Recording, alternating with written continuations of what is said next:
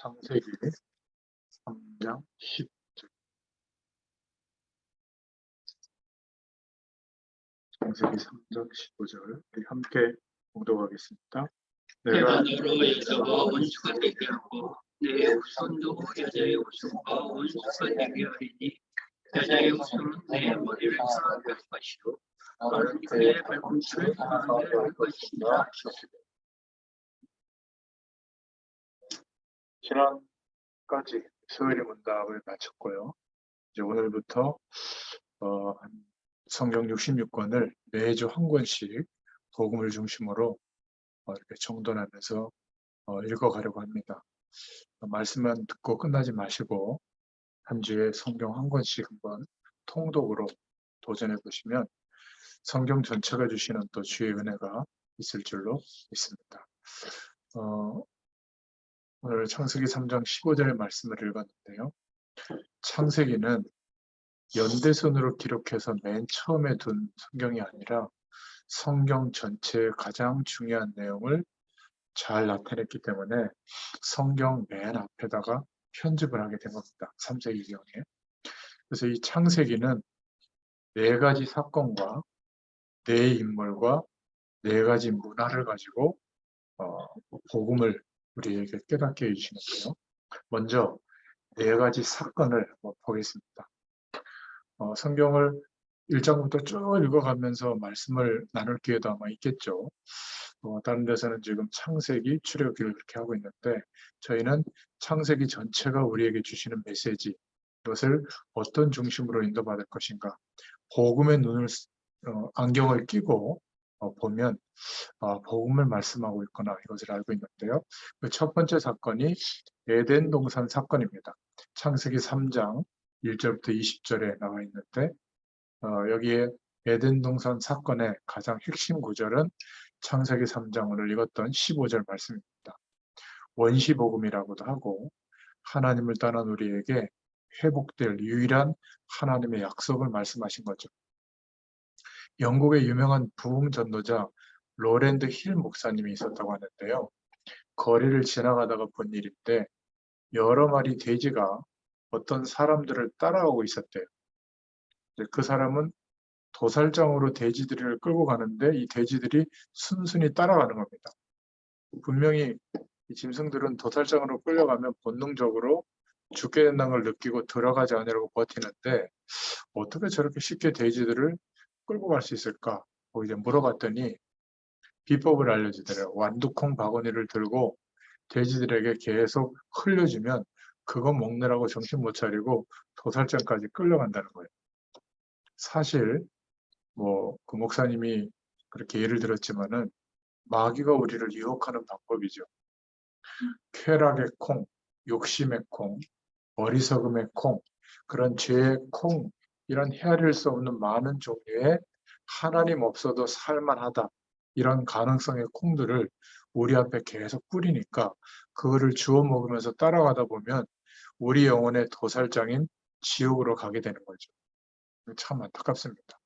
이 세상에는 수많은 사건, 사고가 일어나는데 하필이면 그 자리에 그 사건, 사고를 경험하게 되는 사람들이 있거든요. 이게 참 비극인 겁니다.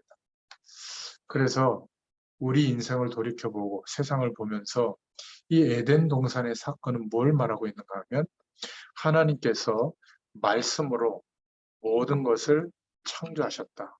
창세기 1장 1절부터 13절에 말씀하고 있죠. 이걸 말하고 있는 겁니다. 처음 아담과 하와를 창조하셨는데 어떻게 창조하셨는지 나왔죠. 창세기 1장 27절 28절에 보면 하나님의 형상대로 창조하셨기 때문에 하나님의 모든 것, 영원한 축복을 누릴 수 있었습니다. 그 축복으로 살도록 창조하셨죠. 그 축복이 있으면 창세기 2장 18절에 아름다운 가정이 유지가 되는 겁니다. 그 축복이 없다면 지금 가정 하나가 세워지는데 얼마나 어려움을 많이 겪는지 몰라요. 돈 문제, 사람 문제, 여러 가지 환경 문제, 자녀 문제라고 생각하지만 하나님의 형상이 회복되지 않았기 때문에 아무리 이벤트를 해도 가정 하나가 이렇게 행복해지지 않을 겁니다. 참 어려움이 많죠. 이번에도 그 기사에 보니까 이제 겨우 시험 끝나고 뭐 간호사 시험 합격하고 또 무슨 시험에 통과해가지고 그 놀러 나간 건데 말이죠. 하필이면 그 골목에 들어가가지고 그런 일을 겪는 거 보면서 참 너무 안타까웠습니다. 그 부모님들의 마음이 어떨까? 참 황망하지 않겠어요? 그러니까 악착같이 공부하고 인생의 꿈을 향해서 노력하고 어느 지점에 도달했다고 생각했는데 재앙은 가리지 않고 사정없이 들이닥친단 말이죠. 그러니까 이거를 알면 우리가 피할 텐데, 그죠? 처음 사람 아담과 하와를 창조하신 그 창조 원리에서 벗어나 있다면 아무도 모르고 있는 존재가 있는데 사단에게 장악당합니다. 이게 영적인 문제거든. 본인의 연약함 때문, 환경 때문도 아니고 이 사단은 사람을 지옥으로 끌고 가려는 악한 계획을 갖고 있습니다. 자신이 갇혀야 될 영원한 감옥인데 이 사단이 눈에 보이지 않게 뱀 속에 들어가서 아담과 하와를 유혹한 겁니다. 언약을 놓치도록 다른 것이 더 커 보이도록 그렇게 유혹을 한 거죠. 결국 하와가 선악과 약속을 어기고 사단의 유혹에 넘어가게 된 겁니다. 아담도 하와에게 유혹을 받고 선악과를 먹게 되죠.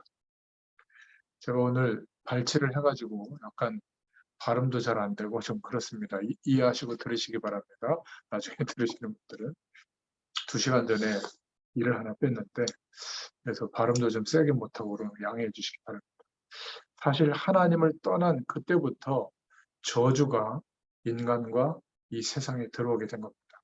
창세기 3장 16절부터 20절에 아무리 노력해도 그 인간의 문제가 해결되지 않는 진짜 문제가 시작이 된 거죠. 사단의 유혹을 받고 하나님께서 먹지 말라고 하는 선악과를 먹은 것, 언약의 내용을 경홀히 여긴 것, 다른 것이 더 커 보이도록 그렇게 속인 것에 인간의 교만으로 그것을 선택한 것이죠. 그럼 선악과를 안 만들면 될 것인데 왜 만들었는가? 하나님이 모든 과실은 다 먹되 이 과실은 먹지 말라고 했습니다. 하나님의 계약, 언약이었죠. 그냥 다른 기계적으로 창조된 피조물처럼 존재하도록 두시면 됐는데 인간을 사랑하셔서 하나님의 그 영원한 축복에 대해서 알도록 언약의 관계로 맺어지게 된 거죠. 이것을 따먹었는데 그렇게 문제가 되느냐? 이것은 하나님과 맺은 언약을 버리고 사단의 말을 들은 것이 심각한 문제. 이걸 보고 원죄라고 하거든. 우리는 다른 사람의 해를 가하거나 또 어떤 중요한 안 좋은 일을 행하는 것을 더 심각한 죄로 보는데 성경은 좀 결이 다릅니다. 하나님의 언약을 버리고 하나님 없어도 살만하다라는 가능성을 제시하는 사단의 말을 들은 것. 지금도 똑같아요. 가장 우리 인생이 심각한 위험에 놓일 때가 그럴 때거든요. 이 사단은 눈에 보이지 않습니다. 사람을 통해서든지 무엇을 통해서든지 우리에게 다가옵니다. 그러면서 하나님의 언약을 못 믿도록 만들어서 넘어지게 만들어요. 우리 후대들 또 산업인들이 자칫하면 전문인들이 그냥 성경 이야기는 구약 이야기는 그냥 신화적인 이야기, 어떤 개념, 어떤 옛날 이야기 이렇게 생각하는 경향이 많아요. 그 말씀을 통해서 하나님이 우리에게 말씀하시는 언약을 붙잡아야 되거든요. 그러니까 하나님이 주시는 언약을 버리고 사단의 말을 들은 것이 굉장히 심각한 문제입니다. 이 문제 때문에 인간과 세상의 영원한 인생의 비극이, 세상의 비극이 시작된 거죠. 그걸 원죄라고 하는 겁니다. 성경에서만 밝히고 있는 죄의 내용이죠. 그러니까 이때부터 사단에게 자꾸 속아서 하나님의 언약 백성으로 회복시켜 주었는데도 눈에 보이는 것을 따라가는 인생은 결국 또 속아요. 그러니까 하나님이 함께하는 축복을 누릴 수도 있는데 그것을 기대하는 것보다는 여전히 하나님을 모르는 사람의 인생들과 같이 그것을 유일하게 자기의 답으로 기대하고 살아가게 되는 겁니다. 50년, 60년 노력해도 저주가 들이닥치는 거죠. 얼마나 안타까운지 몰라요. 그리고 후대들에게 가정에서도 그것을 자꾸 말하는 거죠. 그러나 하나님께서는 우리 인간과 세상을 그대로 두지 않으시고 사랑하셔서 여자의 후손을 보내시겠다고 말씀하셨어요. 메시아의 언약, 그리스도를 보내겠다고 약속해 주신 겁니다. 구원의 길을 열으셨죠. 하나님께서 미리 복음을 주셨다. 신학적으로는 원시 복음을 주셨다. 이렇게 말하는데 처음 주신 복음이라는 뜻입니다. 이게 에덴 동산에서 일어났던 첫 번째 사건을 성경은 말하고 있죠. 두 번째 사건은 창세기 6장 1절부터 20절에 나오는데 거기에 13절, 14절이 중요하죠. 하나님이 노아에게 이르시되 모든 혈육 있는 자의 강포가 땅에 가득하므로 그 끝날이 내 앞에 이르렀으니 내가 그들을 땅과 함께 멸하리라. 너는 잣나무로 너를 위하여 방주를 짓되 그 안에 칸들을 막고 역청으로 그 안팎에 칠하라. 이렇게 말하고 있습니다. 이 죄라고 하는 것은요, 문제를 자꾸 더합니다. 죄된 방법을 쓰면 점점 복잡해지고 골치 아파지죠. 죄의 수학이에요. 더하기가 생깁니다. 또 죄는 빼기의 어떤 내용이 있는데 죄는 힘을 빼앗아 갑니다. 영적인 힘, 하나님의 자녀로서 어마어마한 축복을 누려야 되는데 못 누리도록 죄가 깊어질수록 힘이 빠지게 되고요. 또 곱하기가 일어나는데 죄는 아픔이 늘어나도록 만듭니다. 죄된 생활이 마취제가 돼서 잠시 고통은 잊을 수 있지만 이 마취가 깬 뒤에는 아픔이 이전보다 훨씬 더 커지죠. 또 죄는 나누기의 법칙이 있습니다. 이웃과의 사이를 나눠요. 가족도 쪼개고 친구도 잃게 하고 산업 현장에서도 서로 막 공격해서 망하게 하고 영혼을 갈기갈기 찢어버립니다.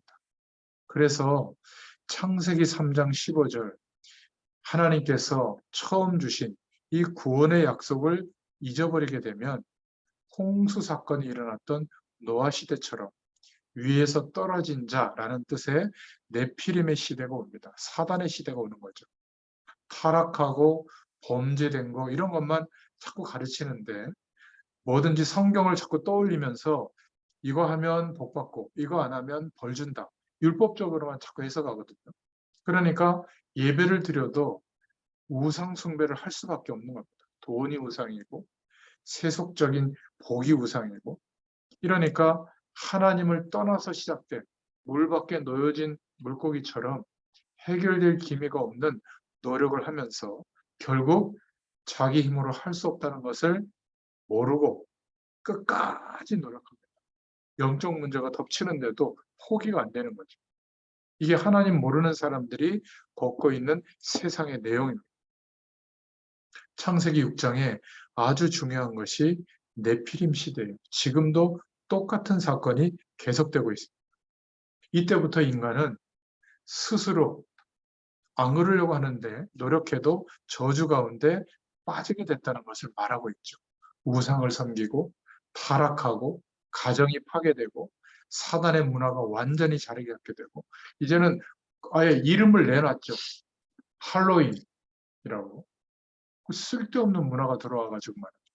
거기에 한국은 원래는 애들이 그냥 길거리 다니면서 사탕 얻어먹는 그런 정도인데 미국에서는. 근데 우리는 클럽이라든지 이 상업주의하고 결탁이 돼가지고 거기에 뭐 연예인도 부르고 막 이러니까 거기에 미어 터지는 거예요. 그 집중된 이제 곳들이 이제 뭐 강남이나 홍대나 뭐 이태원이나 특히 이태원에 이제 거기에 집중되는 거거든요. 너무 안타까운 거예요. 우리의 책임이 아닌가 싶기도 하고. 결국 범죄가 늘어나고 사람들의 교만이 가득하죠. 하나님 없어도 이렇게 좋다. 하나님의 사람들, 노아가 방주 지을 때 120년 동안 조롱했다. 근데 대홍수를 통해서 이 죽음의 심판을 하셨죠. 그게 6장 14절의 언약입니다. 너는 방주를 지어라. 너를 위해서. 밖에 물결이 들어오지 않도록 역청으로 안팎에 칠해라. 죄의 물결이 들어오지 않도록. 이 내용을 말씀하시는 것이 홍수 사건입니다. 결국 창세기 6장 14절 18절에 방주 안에 들어온 생명은 다 살게 되었다. 이 메시지를 전하고 있는 거거든요. 예수 그리스도는 구원의 방주인 줄로 믿습니다. 그리고 네 가지 사건 중에 바벨탑 사건이 11장에 나오는데 8절에 보니까 여호와께서 거기서 그들을 온 지면에 흩으신 고로 그들이 성 쌓기를 그쳤더라. 복음이 없으면 성공한 후에 무너짐이 더 큽니다. 오히려 더 커요. 실패했을 때보다. 아예 목사님 없으면 더 힘든데요. 아닙니다. 아마 지금 많은 지도자들이 그 위치까지 안 갔더라면 그냥 잘 먹고 잘 사는 위치에 있었을 수도 있는데 대통령이 된다거나 시장이 된다거나 장관이 된다 이러면 이제 책임을 져야 되거든요. 본인들이 잘못한 게 뭐가 있겠어요. 그죠? 막 죄송하고 말이에요. 국가적인 재난이 일어났을 때. 그 어떤 장관은 죄송합니다 이러면 될 텐데 우리가 뭐 아무리 경찰력을 투입해도 이 문제 해결할 수 없었을 것이다. 제가 볼 때 약간 좀 모자란 분 아닌가 싶어요. 그렇지 않습니까? 지금은 수습하는데 최선을 다하겠습니다. 정말 어, 안타깝습니다. 뭐 이렇게 좀 멘트를 해줘야 되는데 막 불을 지르고 있는 것 같아요 보니까 화가 나더라고 난 그거 볼 때. 아무튼 방주하는 안전합니다. 그런데 이 바벨탑 사건은 뭐냐면 그렇게 바벨탑을 쌓고 난 후에도 엄청난 문제가 오는 거예요. 성공하지 말라는 게 아니에요. 가끔 우리의 마음속에 지금도 바벨탑을 쌓고 있는 세상이 우리 인생의 방향이라면 복음이 안 들어갑니다. 그래서 문제가 오는 거거든요.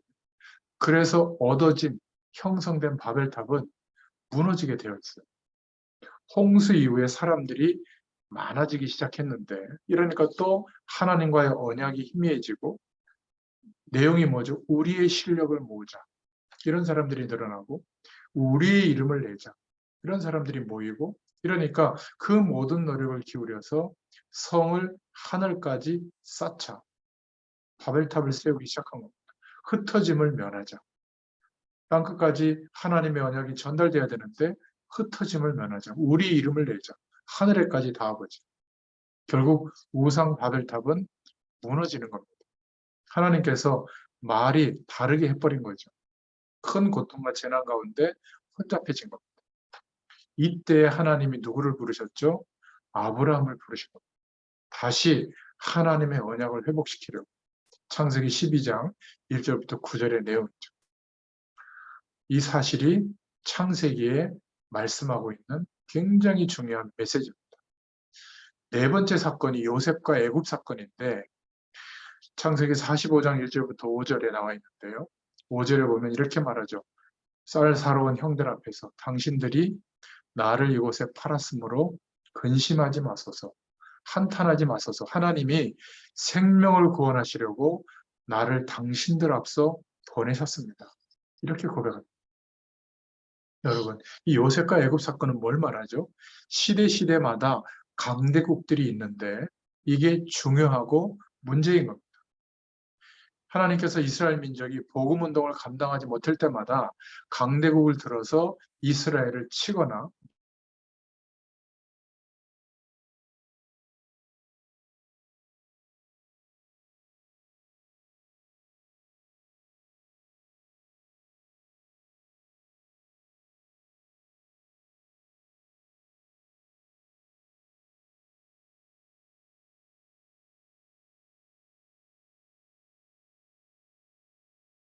저와 여러분 부르시고 복을 회복하더니 하늘 보좌의 축복을 누리도록 역사하시는 줄로 믿습니다. 이 네 가지 사건으로 창세기에서 말씀하고 있는 하나님의 음성을 들어야 될 줄로 믿습니다. 에덴 동산 사건은 그 창세기 3장 사건이 바로 우리 인간이 멸망받게 된 원죄인데 지금도 계속되고 있다. 우리가 지은 죄도 아닌데 계속되고 있다. 근데 이것을 문제라고 생각하지 않는 거예요. 이 복음을 해결하지 못하니까 어떤 시대가 오죠? 네피림 시대가 온 겁니다. 전 세계가 하나님 없어도 살만하다라고 하는 귀신 문화에 사로잡혀 있는 거죠. 이것을 과학이나 문명이나 문화로 발전시키니까 휘황찬란하게 보이지만 별거 아니에요. 콘크리트하고 철근을 합쳐가지고 뭐 100m 높게 건물을 지어도 조명을 쏴도 그 언젠간 무너집니다. 영원한 건물 아니잖아요. 그죠? 그러니까 이 에덴 동산 사건, 그리고 홍수 사건, 바벨탑 사건, 요셉과 애굽 사건을 통해서 하나님의 음성을 들을 수 있기를 축원드립니다. 결국 복음이 뿌리 내려지지 않으니까 성공해도 이 영적 문제가 덮치는 겁니다. 그리고 강대국들을 향한 하나님의 계획은 보지 못하고 부러워하고 그 우상이 들어오는 것을 생각하지 않고 그 세상의 만몬 우상을 그대로 따라가고 있는 거죠. 결국 복음 가지고 있는 하나님의 한 사람 요셉을 통해서 하나님은 세계 복음을 했다. 이것을 우리에게 알리시는 겁니다. 애굽은 성과 도시와 학교도 매우 컸지만 최고 강한 국가였는데 우상 문화가 가득한 겁니다. 10가지 우상을 섬길 정도.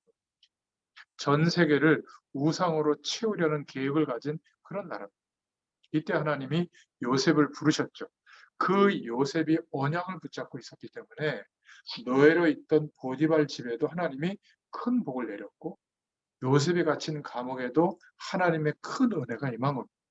총리가 되어서 애국과 온 나라도 요셉 때문에 생명이 유지되도록 했죠. 하나님이 요셉처럼 저와 여러분들을 부르신 줄로 믿습니다. 산업 현장에 여러분들을 부르셨어요. 여기에 대한 정체성이 분명해야 될 줄로 믿습니다. 창세기는 큰 두 번째로 네 인물에 대해서 말하고 있습니다. 아브라함, 이삭, 야곱, 요셉인데 우리를 이렇게 부르셨고 우리의 후대들에게 우리가 복음을 전해주는 그런 중요한 사람들에게 이 언약을 전달하라고 창세기를 주신 겁니다. 그 언약을 배우면 참 이스라엘의 축복을 받게 된다. 이스라엘에게 약속한 그 후손의 복, 그 복이 그리스도께 속한 복음을 회복한 우리에게 참 이스라엘이 되게 하셔서 세계 복음화하도록 축복하시는 것이 창세기다. 이게 내 인물을 통해서 말씀하고 있는 내용입니다. 이렇게 생각하면 돼요. 아, 우리가 믿음의 조상 아브라함 같구나. 그렇게 불러주셨구나. 틀림없이 복음을 바로 이해한 겁니다. 그러니 우리의 출발이 믿음의 출발이 얼마나 중요하죠. 그죠? 첫 번째로 생각할 인물이 아브라함인데 창세기 12장 1절부터 9절에 믿음의 조상으로 하나님이 세우셨습니다. 창세기의 중요 사건을 통해서 먼저 하나님의 뜻을 알아야 되는데 창세기 1장 1절부터 13절에 보면 흑암과 공허와 혼돈 가운데 있을 때 하나님이 말씀으로 천지를 창조하셨습니다. 두 번째 사건은 창세기 1장 27절 28절인데 하나님의 형상대로 아담과 하와를 창조하셨죠. 우리는 하나님의 형상대로 창조받았는데 남녀가 잠자리를 해서 생물학적으로 세포가 증식돼서 생명이 만들어졌다고 보면 인간은 그냥 하나의 유물이죠. 그냥 물건이에요, 물건. 그죠? 거기에 영혼이 있고 하나님의 축복이 필요하다고 생각하지 않고 그냥 쾌락적으로 사는 것이 아마 인생의 결론일 겁니다. 그런데 영적 문제가 덮치거든요. 창세기 2장 1절부터 18절에 에덴 동산과 그 안에 선악과를 두고 하나님이 약속하셨는데 여기에 문제가 오게 되죠. 인간의 큰 문제와 어려움은 이때부터 시작이 됩니다. 창세기 3장 1절부터 20절에 인간의 근본 문제와 사단의 출현이 나타나죠. 결국 창세기 6장에 홍수 사건을 일으킬 만큼 세상에 인간에게 영적인 문제가 덮치게 됩니다. 결국 창세기 11장 1절부터 8절에 인간은 하나님 없이 아무리 노력해도 그게 바벨탑이구나. 여기에서 하나님이 아브라함을 불러주신 겁니다. 세상 사람들이 이런 어마어마한 축복을 모르고 있을 때, 저주 가운데 있을 때 하나님이 누구를 부르셨다고요? 저와 여러분을 부르신 줄로 믿습니다. 그런 의미에서 우리도 믿음의 조상입니다. 우리는 몇 대째 예수 믿는데 그거보다 저와 여러분이 그리스도를 바로 알게 됐을 때 우리를 믿음의 조상으로 세워주신 줄로 믿습니다. 저와 여러분 때문에 많은 후대들이 살게 될 것이고 저와 여러분 때문에 산업 현장에 하나님이 준비해 두신 사람들이 살아나게 될 줄로 믿습니다. 여기에 하나님이 믿음의 조상으로 여러분들 분야의 산업 현장에 믿음의 조상으로 아브라함처럼 부르셨다. 이 약속을 붙잡을 수 있기를 축원드립니다. 아브라함에 대한 하나님의 명령은 무엇이었죠? 창세기 12장 1절부터 9절에 나오는데 하나님은 이 명령을 하셨는데 아브라함은 처음에 제대로 깨닫지 못하고 늘 어떻게 먹고 살까? 어떻게 육신적인 복을 받을까? 이러니까 생물학적으로 하나님의 약속을 믿지 못했던 거예요. 보이는 조건에 안 맞으니까. 깨달을 때까지 고생한 겁니다. 결국 창세기 12장 1절부터 9절에 기근을 만나 애굽으로 내려갔지만 큰 고난을 겪게 되고요. 창세기 13장 1절부터 13절에 결국 조카 롯과의 갈등이 커지게 되죠. 결국 아브라함이 이제 깨닫기 시작합니다. 그때 하나님은 기다렸다는 듯이 하나님의 역사하심을 나타냈는데 창세기 13장 14절부터 18절에 롯에게 양보하게 되죠. 더 큰 축복을 받습니다. 창세기 14장 14절부터 20절에 보면 318명의 가신을 데리고 그 연합군들과 전쟁에서 이길 정도로 축복하십니다. 창세기 17장 1절부터 10절에 열국의 아비에 대한 축복을 받게 되고요. 창세기 18장 1절부터 10절에 다시 아들에 대한 약속을 받게 됩니다. 결국 아브라함은 창세기 22장에 와서 하나님의 축복을 완전히 깨닫게 되고 믿게 된 겁니다. 내 씨로 말미암아 대적의 문을 얻게 될 것이다. 또 뭐라고 말씀하셨죠? 내 씨로 말미암아 크게 창대하게 될 것이다. 내 씨로 말미암아 열방이 이 복을 받게 될 것이다.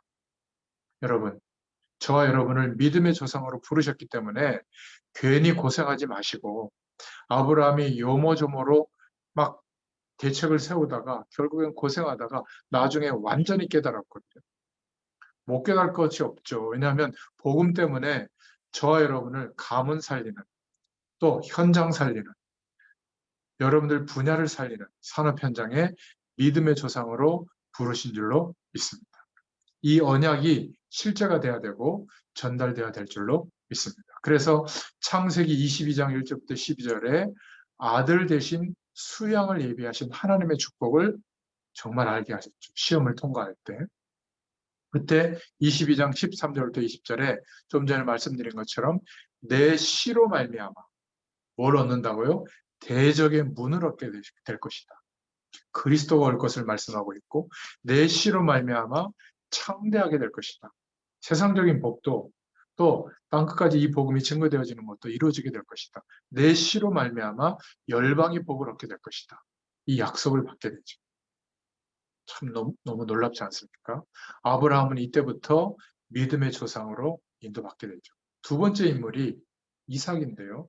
이 이삭은 창세기 26장 10절부터 24절에 보면 언약을 바로 배웠습니다. 이삭은 태어나기도 전에 창세기 12장 1절부터 9절에 보면 부모에게 먼저 언약이 주어졌죠. 내 씨로 말미암아, 그죠? 열방이 복을 얻게 되도록. 불가능한데, 생물학적으로 불가능한데 하나님의 언약을 받았습니다. 17장 1절부터 8절에. 드디어 아브라함이 100세의 아들 이삭을 얻게 되죠. 자, 그때 그 이삭을 위하여 하나님이 시험을 한 겁니다. 22장 1절부터 20절에 나오죠. 어릴 때 이 사건을 잊어버릴 수가 없는 겁니다. 아브라함이 매년 해마다 산에 올라가는데 하필 그때는 양이 없었던 거죠, 재물이. 아버지한테 물어본 거죠. 왜 재물이 없습니까? 그랬더니 아버지가 뭐라고 얘기하죠? 그것은 하나님이 준비하실 것이다. 가보자.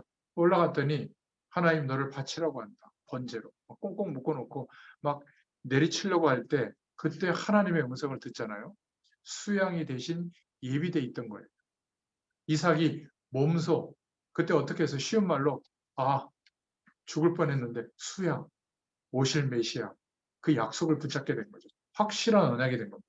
모리아산에서 희생 제물로 대신 이삭 대신에 죽은 수양을 통해서 하나님의 언약을 전달하게 한 거죠. 결국 이삭은 그 어릴 때부터 이 약속을 100% 믿었던 것 같아요. 언약만 제대로 우리의 심령에 박힐 수가 있다면 하나님의 축복을 누리게 됩니다. 그래서 구약의 인물 중에 가장 깨끗한 가정을 이룬 인물이 이삭입니다. 이 이삭의 가정에 대해서는 문제 삼지 않았거든요. 하나님. 1년에 일하는데 100년의 응답을 하나님이 주셨습니다. 창세기 26장 12절에 나오죠. 우리는 1년 먹을 것도 걷기가 힘든데 100년의 응답이 온 겁니다. 세계복음화는 우리가 해서 되는 게 아니라 이 응답을 주셔야 돼요. 하나님 역사해 주셔야 됩니다. 창세기 26장 14절부터 22절에 보니까 아버지 아브라함은 우물만 팠는데 이삭은 우물과 함께 그 우물과 함께 셈의 근원까지 얻게 된 겁니다. 언약만 제대로 박힐 수 있다면 우리의 심령. 창세기 26장 22절부터 24절에 보면 하나님께서 이 이삭의 지경을 더욱 넓혀 주셨습니다. 한 번도 고생하지 않고 축복받은 사람, 가정에 불화가 없이 계속 응답받은 사람, 바로 이삭입니다. 언약을 일찍 바로 배웠어요. 이 축복이 있게 되기를 여러분들의 후대들과 여러분들을 통해서 복음 전달이 되는 새신자들의 있게 되기를 축원드립니다. 세 번째 창세기는 성경의 인물을 야곱을 들어서 설명하는데요. 창세기 32장 23절부터 32절에 보면 특히 27절, 28절에 보면 하나님께서 이스라엘이라고 하는 이름을 야곱에게 새롭게 부여해 주십니다. 어떤 의미죠? 야곱은 어릴 때부터 언약과 그 축복의 중요성을 알고 있었습니다. 좀 아주 나쁜 방법을 동원하긴 했지만 팥죽한 것으로 형의 장자권을 빼앗죠. 창세기 25장 29절부터 34절에 나옵니다.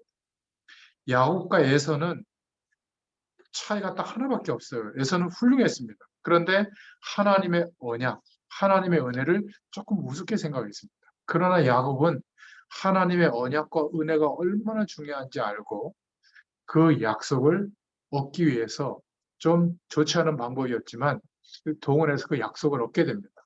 하나님은 사람의 됨됨이도 중요하게 보시지만 언약을 얼마나 중요하게 보는가 이거를 보시거든요.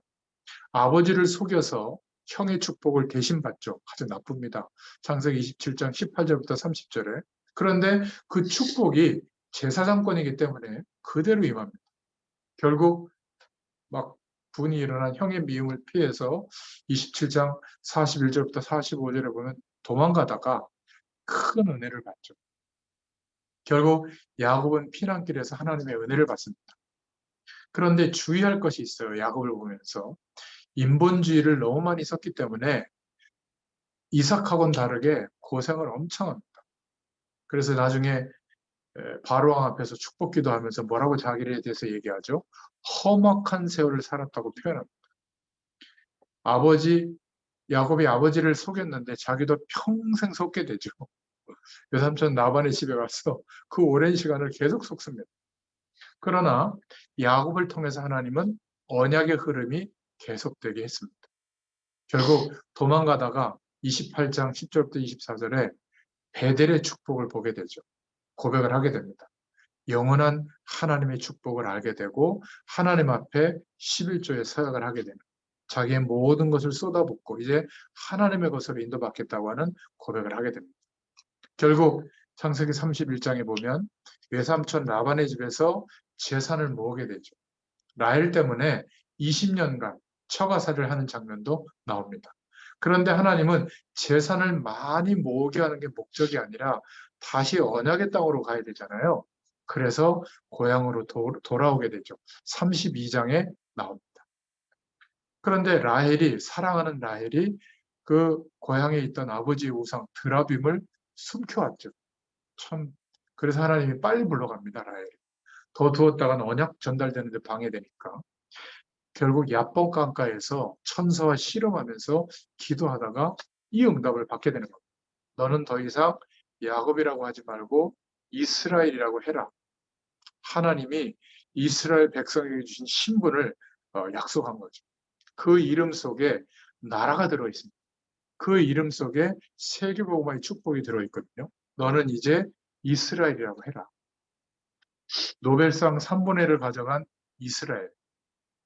하나님의 백성이 참 이스라엘인데 그 유명한 이름, 이 이스라엘이라는 이름이 세계적인 이름이 된 거죠. 그 중에 드디어 네 번째 인물, 하나님이 요셉을 세우시는 겁니다.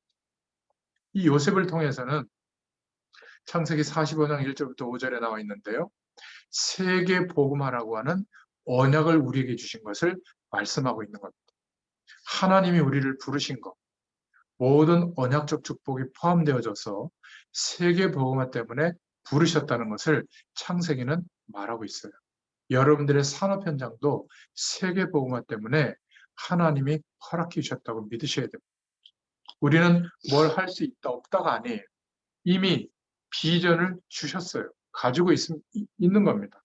내가 비전을 가질 것이다. 이게 아닙니다. 가지고 있어요. 요셉에게 하나님의 은혜가 계속 임할 수밖에 없는 게 뭐죠? 비전이 있기 때문에. 비전을 하나님이 주셨기 때문에 그 비전이 이루어지도록 하나님은 하실 수밖에 없는 겁니다. 감옥에 넣어서라도, 노예로 팔려가게 해서라도 그 축복을 갖추도록 하시는 거거든요. 세상적인 조건을 우리가 보는 게 아니라 하나님이 하시는 것들을 믿도록 이 요셉을 통해서 보여주시는 거죠. 결국 이스라엘 민족을 통해서 세계복음화가 되도록 하나님은 요셉을 사용하였습니다. 특히 아브라함의 가문을 통해서 시작되었는데 이 언약이 요셉에게도 주어졌고 요셉도 이 언약을 약속으로 깨닫고 붙잡은 것이죠. 부모님에게부터 전달된 이 놀라운 언약을 요셉이 깨닫게 된 겁니다. 요셉이 세계복음화를 깨달은 거예요. 여러분, 아무 힘 없어도 됩니다. 이 언약 깨달은 요셉에게, 다른 사람이 아니에요. 언약 깨달은 요셉에게 하나님은 계속 응답을 하신 겁니다. 이 언약을 저와 여러분이 가지는 게 아니라 있다니까요. 한번 물어보겠습니다. 요셉이 세계복음화의 언약을 붙여봤습니까? 하나님이 주셨습니까? 하나님이 주셨다니. 이걸 알면 돼요. 그러면 계속 하나님이 주시는 응답이 옵니다. 일평생 모든 일에 응답이 왔습니다. 요셉에게 하나님의 은혜가 임한 겁니다. 이스라엘 민족을 통해, 가문을 통해 드디어 요셉에게 주어진 이 언약이 이루어지도록 창세기 12장, 창세기 37장에 나와 있죠. 결국 우리의 일평생, 우리의 하는 모든 일, 우리가 머무는 모든 현장, 모든 사람에게 하나님께서 응답하시는 약속이 이루어지게 된 겁니다. 여러분 그 현장에 증인 되시길 바랍니다. 하나님께서 역사하실 거예요. 형들이 요셉을 판 것이 오히려 창세기 39장 1절부터 6절에 기회가 되죠. 우리는 실패라고 생각하고 한계고 망했다고 생각하지만 하나님께는 측량할 수 없는 일을 이루시는 시작이 되는 겁니다. 보디발 집에 간 거, 39장 1절, 그 집에 총무가 된 거, 2절부터 6절, 감옥에 가게 된 거, 이게 전부 40장 1절부터 20절에 기회 중에 기회인 거예요. 그런데 중요한 것은 창세기에서 말씀하는 언약을 놓치면 전부 어떻게 되죠? 탈적, 운명, 세상의 법에 완전히 사로잡혀서 감옥처럼 갇히게 되는 결과가 오게 되는 거예요. 똑같은 현장인데 하나님의 언약이 이루어지는 기회로 바뀌게 되는 것은 종이 한 장 차이예요. 내가 누구인가에 대한 정체성이 와야 돼요. 여러분들은 하나님의 비전을 부여받은 하나님이 주신 산업 현장에 증인의 한 사람으로 세우신 줄로 믿습니다. 돈이 많아져야 세계보고 하는 게 아니에요. 돈 많으신 분을 모시고 있잖아요. 누구죠? 주님이 이 세상의 주인인데 우리와 함께하고 있잖아요. 우리는 자꾸 우리가 성공해서 하려고 하니까 자꾸 시작이 늦어지는 겁니다. 믿으시길 바랍니다. 저는 믿기로 했어요. 세계복음화의 일은 나를 통해서 사실 세계복음화의 일은 하나님이 하신다는 것을 100% 믿기로 작정했어요. 그날부터 매일매일 그 일을 보게 됩니다. 하루의 삶 속에서. 이빨을 뽑으면서도 보게 돼요. 야, 참, 이 하나가 이렇게 중요했는데, 하나님이 지켜주셨는데, 그냥 내 열심으로 살아왔구나. 또 한 번 고백했습니다. 결국 총리가 되어서 창세기 45장 1절부터 5절에 세계를 복음했죠. 세계적인 기근, 세계적인 문제가 있는데 오히려 애굽은 요셉이 있는 애굽은 세계의 곡창으로 준비되어졌어요. 똑같이 풍년이 오고 똑같이 흉년이 왔는데 이것을 알게 된 거예요. 요셉이 세계 식량 공급의 주인으로 세계를 복음한 겁니다. 요셉 때문에 살게 된 거죠. 우리에게 이런 은혜가 오게 될 줄로 믿습니다. 이걸 뭐라고 그러죠? 플랫폼이 됐다고 하는 겁니다. 나에게 답을 얻으려고 사람들이 자꾸 찾아오고 만나려고 하고 모여드는 것. 세상 플랫폼을 말하는 게 아닙니다. 영적인 하나님이 함께 하시는 축복의 답과 증인으로 서게 될 때 그 답을 자꾸 말해주니까 하나님이 열어주시는 거죠. 우리의 산업도 마찬가지입니다. 산업은 도구거든. 요셉은 결국 그 일을 통하여 여호와를 설명한 겁니다. 왕 앞에 서 있어도 증인으로 서게 된 거죠. 네가 어떻게 그런 축복을 받고 하나님의 영으로 충만하냐? 어떻게 이렇게 꿈을 해석할 수 있냐? 요셉은 뭐라고 말했죠? 여호와 하나님께서. 형들 앞에서도 형들이 나를 판 게 아니라 하나님께서 저와 여러분들의 생명을 구원하시려고 애굽에 먼저 보낸 것이다. 여러분, 다른 사람에게도 분명히 말할 수 있기를 바랍니다. 하나님이 은혜를 주셔서 그렇다. 어떻게 그런 축복을 누리느냐? 하나님의 은혜를 주셔서 그렇다. 창세기에 네 사람의 중요한 얘기입니다. 저와 여러분이 평생에 잊지 말기를 바랍니다.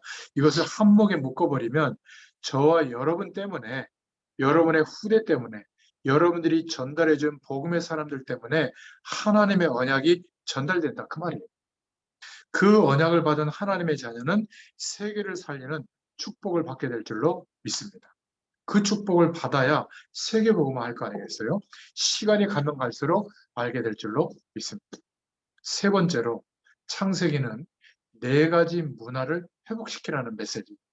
그렇게 볼 수 있습니다. 바벨탑 문화, 갈대아 문화, 이스라엘의 문화, 애국 문화를 말씀하고 있는 겁니다.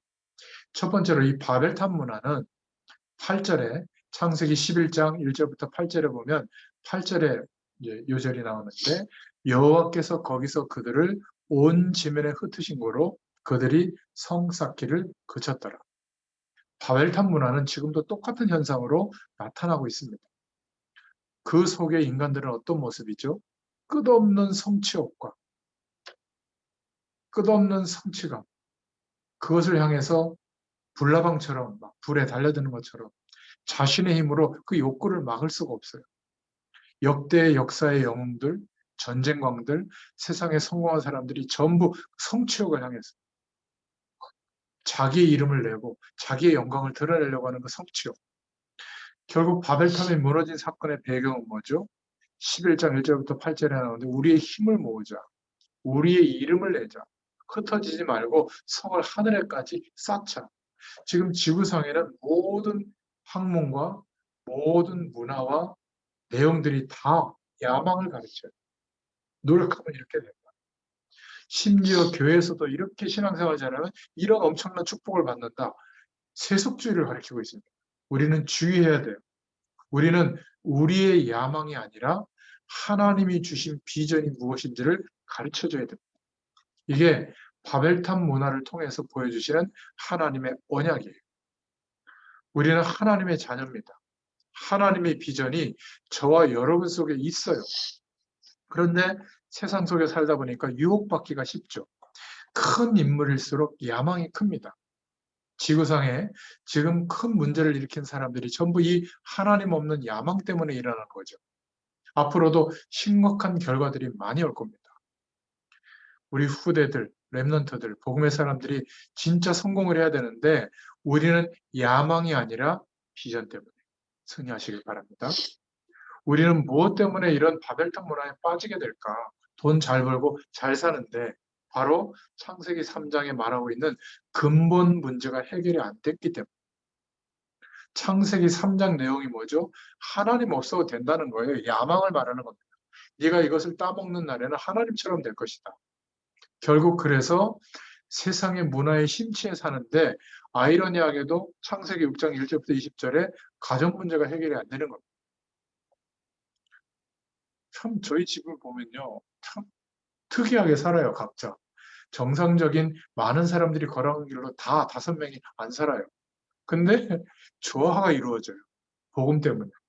참 이게 보면 신기한 것 같아요. 은혜입니다, 은혜. 그 우리 둘째 보니까 그것도 마음이 약해가지고 알바하는데 그 점장님이 뭐 교통사고가 났는데 그러니까 야간을 좀 한번 쳐주라고 그래가지고 두 군데서 하는데 두 군데서 이런저런 부탁을 해서 새벽 6시에 가서 12시까지 하고 또 저녁 10시에 가서 그 다음 새벽 6시까지 하고 그리고 집에 왔다가 교회 가서 반주하고 예배드리고 또 저녁 6시부터 11시까지인가 또 알바하고 근데 쌩쌩해요 얘가. 참 감사하더라고. 그리고 오늘은 또 아침 일찍 학교 가고 자기 선배의 하는 선배의 친구가 예배드리러 천안에 있는데 그 학교는 예배 안 드리니까 실풀할 때 왔던 좀 아는 친구인데 오늘 이태원에 가서 죽었대요. 막 깔려가지고. 그래서 거기 또 조문하러 간다고. 참 아빠 뭐 하나님의 은혜야. 우리가 이런 어려움과 많은 상황 속에서 우리가 살았기 때문에 은혜가 아니라 그런 재앙과 문화가 덮치는데 우리도 그럴 수 있는데 그렇지 않아요? 하나님이 인도하시는 걸 제가 자기가 느끼겠다는 거예요. 장례식장 갔다 온다고 검정 양복 입고 가더라고요. 그 뒤통수를 보면서 제가 이 약속을 하나님께 기도했어요. 하나님이 인도해 달라고. 여러분, 복음을 가지고 우리에게 주신 비전은 세계 살리는 비전이에요. 이게 바벨탑 문화를 통해서 보여주시는 하나님의 메시지입니다. 창세기 11장 아무리 발전해도 사회 문제 해결 안 됩니다. 바벨탑 문화는 지금도 일어나고 있죠. 선진국 문화 가운데 바벨탑 사상으로 바벨탑 종교로 일어나고 있습니다. 우리 랩런트들을 우리 후대들을 야망을 갖게 하는 게 아니에요. 저 여러분들에게 산업 현장에 성공하셔라. 돈 많이 벌어가지고 막 저를 후원하고 막 선교사님들을 후원하고 그래라. 저도 처음엔 그렇게 생각했거든요. 사람들을 향해서. 아니에요. 그거는 또 야망을 품게 하는 겁니다. 하나님이 주신 비전을 품으면 감옥 속에 있어도 세계보고마가 돼요. 노예 생활에도 세계보고마가 됩니다. 내가 지금 산업 현장에 막 코너에 몰려 있는데도 그 작은 일을 통해서 혹시 바울을 세울 수도 있어요. 한 사람 세웠는데. 여러분, 우리는 자꾸 야망 속에서 하나님의 비전을 생각하거든요. 그러면 하나님이 인도하시는 거대한 물줄기가 평생 못 만날 거예요. 우리는 이미 하나님이 그리스도 때문에 주신 비전을 품게 되시기를 축원드립니다. 두 번째 문화를 빨리 개혁하고 회복하라는 게 갈대아 문화거든요. 이 갈대아는 바벨론 문화입니다. 바벨론 문화. 거기에서 하나님이 아브라함을 부르신 거죠. 최고의 정치, 최고로 발전된 법, 앞선 학문, 극치를 이룬 우상입니다. 여기에서 뭐라고 말씀하셨죠? 부르실 때 본토, 친척, 아비집을 떠나라.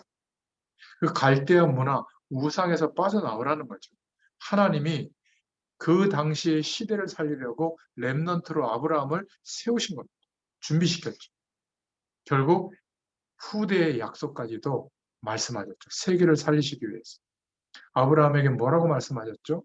열심히 노력해라 하지 않고 창세기 13장 14절부터 18절에 동서남북을 바라봐라. 믿음의 눈을 뜨고 바라봐라. 다 너에게 주었다 말이죠. 모든 세계를 얻으리라. 창세기 22장 13절부터 20절에 약속하고 있습니다. 결국 갈대아 문화를 살리려고 하나님께서는 렘넌트, 하나님의 남겨진 자를 준비시키시는 줄로 믿습니다. 그래서 저와 여러분을 아브라함처럼 창세기 12장 1절부터 3절에 너는 복의 근원이 될지라. 개역 개정판에는 너는 복이 될지라. 하나님의 근원적인 축복이 너로부터 시작된다는 거예요. 땅의 모든 족속이 너를 인하여 복을 얻을 것입니다.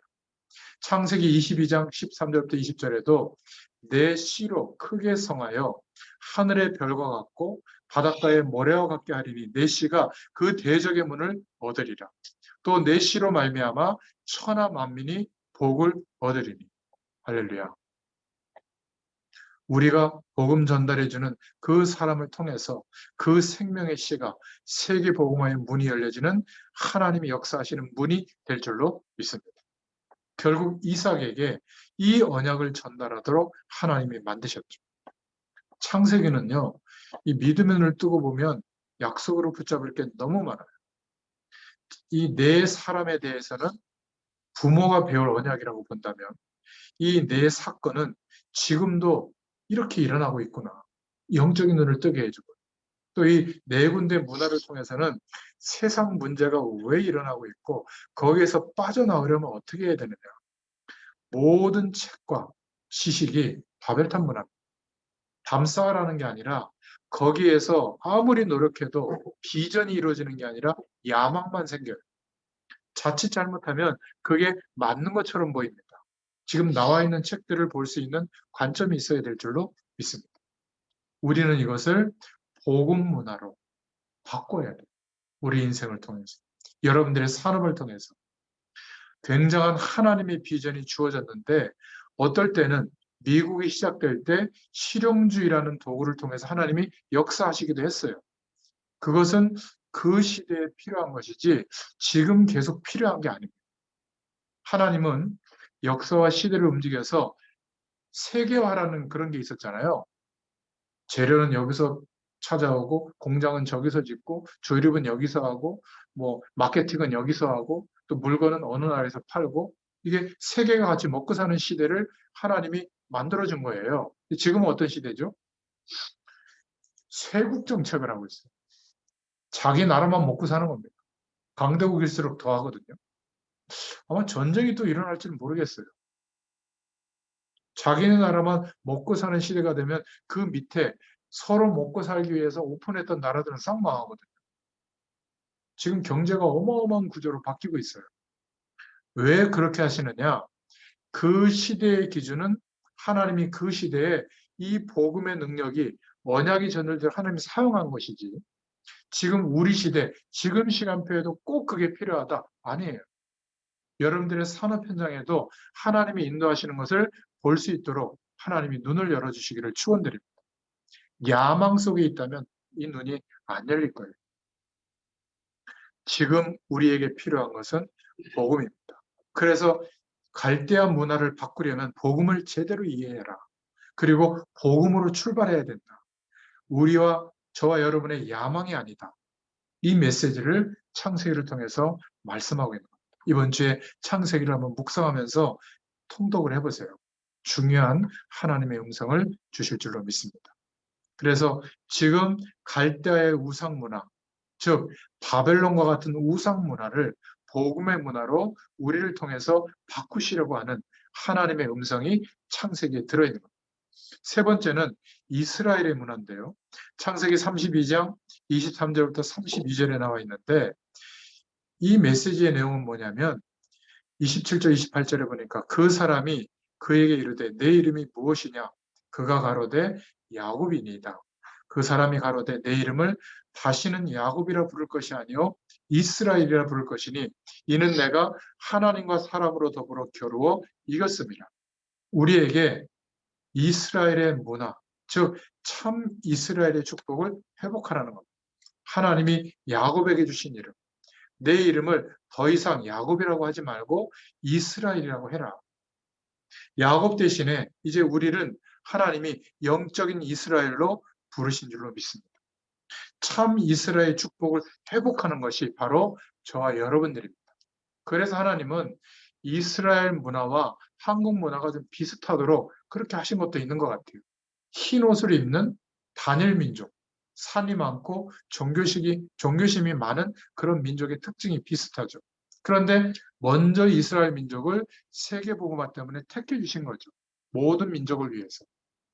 이스라엘이 받은 축복은 어쨌든 하나님의 말씀을 생각하면서 복음에 입각하지는 않았지만 토라, 쉐마, 탈무드라는 교육의 전통을 만들어냈고 또 성경적인 교육을 위해서 부단히도 노력했습니다. 그러다가 율법의 범위를 못 넘어서서 결국 복음이 빠진 교육이 되다 보니까 야망을 극대화하는 교육으로 전락하게 된 거죠.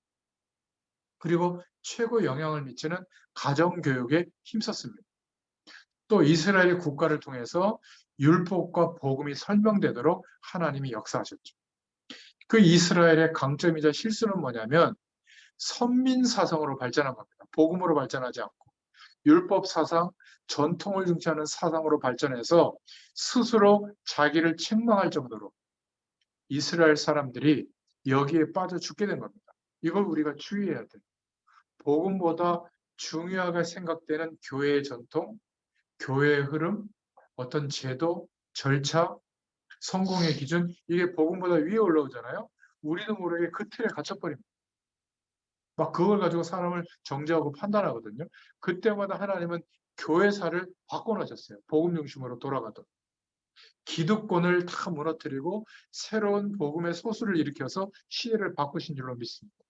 결국 복음 깨달은 소수의 이스라엘이 축복을 받게 된 거죠.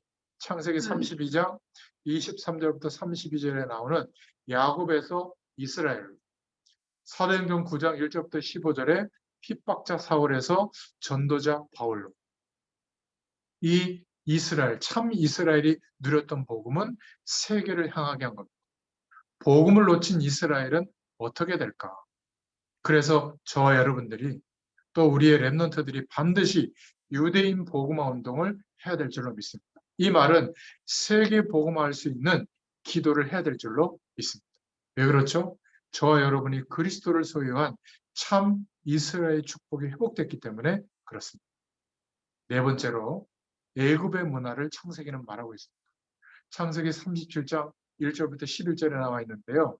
갈대아를 피하고 나니까 더 큰 우상, 완전히 우상국가, 우상문화, 애굽 문화가 들이닥치는 겁니다.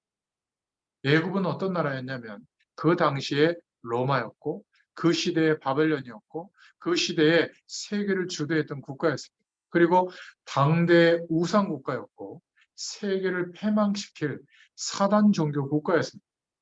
이 눈을 떠야 될 줄로 믿습니다. 왜 강대국을 복음화해야죠? 왜 앞선 선진국들에 더 복음이 전달돼야죠?